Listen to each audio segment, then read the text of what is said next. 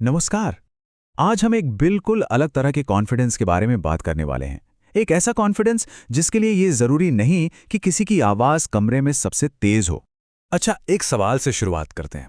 खासकर उन लोगों के लिए जो खुद को थोड़ा इंट्रोवर्ट मानते हैं और अपना कॉन्फिडेंस बढ़ाने की कोशिश कर चुके हैं।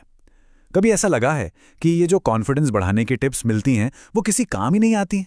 ये वो सलाह है जो हर जगह सुनने को मिलती है, लेकिन सच तो ये है कि ज्यादातर इंट्रोवर्ट्स के लिए ये तरीके बहुत थका देने वाले होते हैं, अननेचुरल लगते हैं। ये एक तरह का टेम्पररी फिक्स है जो लंबे समय तक टिकता नहीं। तो चलिए अब सीधे मुद्दे पर आते हैं। समझते हैं कि समाज अक्सर इंट्रोवर्जन को यानी अंतर्मुखता को कैसे गलत समझ लेता है। देखिए, एक बहुत बड़ा मिथक है कि इंट्रोवर्ट होना मतलब कमजोर होना।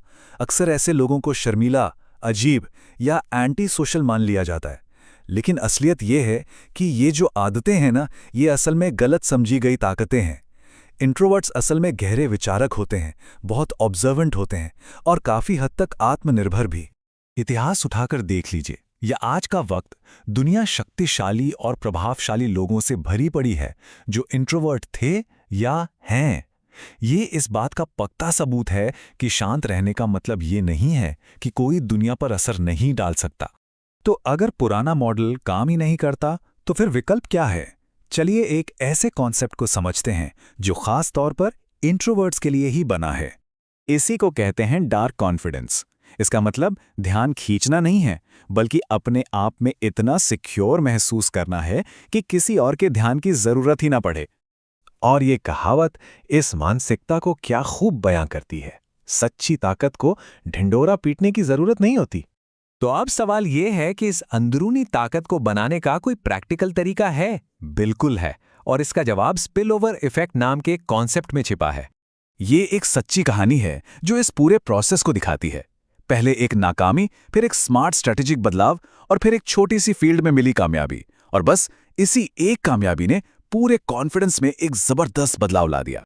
तो सबसे जरूरी बात यह है कि इस बात से कोई फर्क नहीं पड़ता कि वो स्किल क्या है। किसी एक चीज में महारत हासिल करना वो एक ऐसे कॉन्फिडेंस की नींव बनाता है जिसे कहीं भी इस्तेमाल किया जा सकता है। चलिए अब अगले सिद्धांत पर बढ़ते हैं जो शायद सबसे ज्यादा आजादी देने वाला है। सोचिए, जो इंसान नेचुरली एक्सट्रोवर्ट नहीं है, अगर वो जबरदस्ती एक्सट्रोवर्ट बनने की कोशिश करे तो क्या होगा? ये बहुत ही थका देने वाला होता है।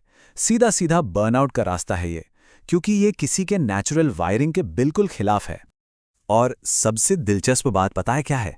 आज की दुनिया में जहां हर कोई परफेक्ट दिखने की कोशिश कर रहा है, वहां असलियत की एक अलग ही कीमत है। लोग अब बनावटीपन से थक चुके हैं, वे असलियत दिखना चाहते हैं। इसका मतलब ये है कि अपने इंट्रोवर्ट स्वभाव को अपनाना सिर्फ ठीक नहीं है, बल्कि असली और टिकाऊ कॉन्फिडेंस बनाने के लिए ये बेहद जरूरी है।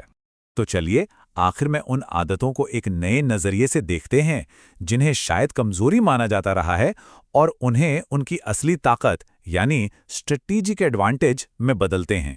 किसी की खामोशी को अक्सर गलत समझा जाता है, लेकिन एक इंट्रोवर्ट के लिए ये उसके टूल किट का एक बहुत जरूरी हिस्सा है।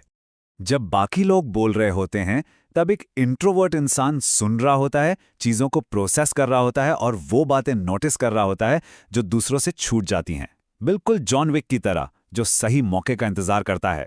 समाज अक्सर इन दोनों चीजों को एक ही समझ लेता है, लेकिन एक इंट्रोवर्ट के लिए इन दोनों में जमीन आसमान का फर्क है।